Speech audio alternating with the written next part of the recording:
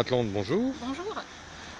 Nous sommes ici à Peyrat-le-Château et il y a une particularité que vous souhaitez évoquer. Oui, effectivement, donc ici nous sommes en Haute-Vienne, dans le Limousin, mais plus précisément nous sommes surtout près du plateau des Mille Vaches et à quelques kilomètres de la Creuse.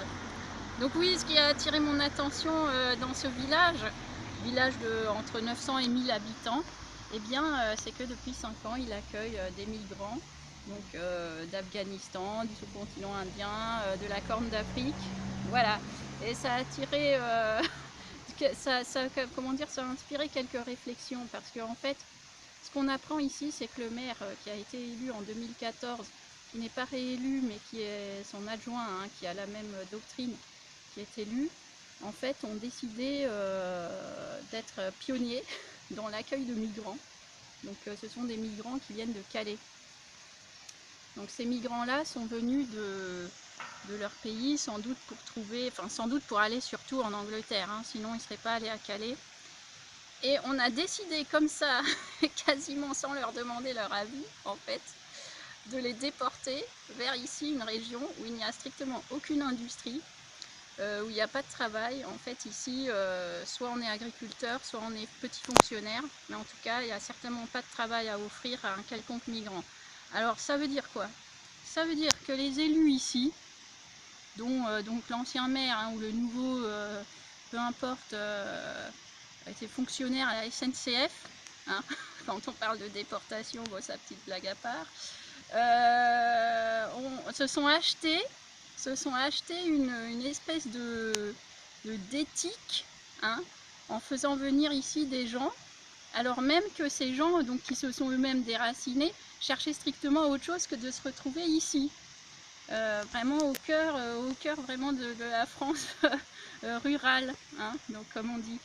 Et donc non content donc de s'acheter une éthique comme ça aux yeux des autres gauchistes de France, ils en ramassent du pognon puisque chaque migrant rapporte ici 25 € par tête et par jour. Hein, et en même temps, donc il faut le savoir, à ces personnes, on leur donne également, donc on les loge, on les nourrit et ils reçoivent 6,50 € par jour d'argent de poche. Voilà.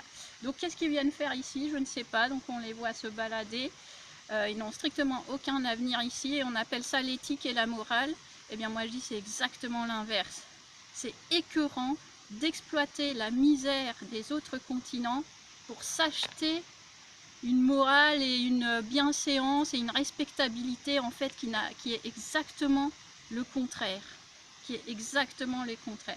Ces gens-là sont des salauds et j'espère qu'il se passera quelque chose. J'espère que ce village ici ne sera pas un exemple. En tout cas, c'est aussi extrêmement laid pour les habitants d'ici qui, ma foi, connaissent pas toutes ces, voilà, ces réflexions de fond sur l'humain et les migrations intercontinentales qui sont inhumaines en fait. Hein. Quand on s'expatrie de son pays, c'est qu'on est mal chez soi et exploiter cette misère-là, y compris quand on est dans une région qui ne va pas très bien non plus, et bien ça c'est le comble de la laideur. Voilà, donc bienvenue à Peyrat-le-Château. C'est toujours très intéressant d'aller dans la France, partout. Voilà, j'incite tout le monde à faire son tour de France. C'est toujours merveilleux de voir un peu tout ce qui se passe chez nous et la diversité dans notre pays.